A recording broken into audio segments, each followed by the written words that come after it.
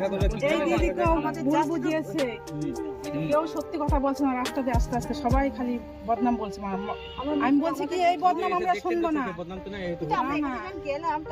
এই বদনাম আমরা শুনবো না। আমরা মার উপর আমাদের অনেক বিশ্বাস, এই মায়ের ভিডিও দেখি, এই ভিডিও দেখে আমার অনেক বিশ্বাস যে আমি ওইখানে গেলে কালকে আমার হাসপাতালে আমার ভর্তি ডেট, আগে এই মায়ের কাছে যাবো। আমি আমার অগাধ বিশ্বাস এই মায়ের কাছে গেলে আমার রোগ ভোগ কিচ্ছু থাকবে না। অবশ্যই সব ভালো হবে।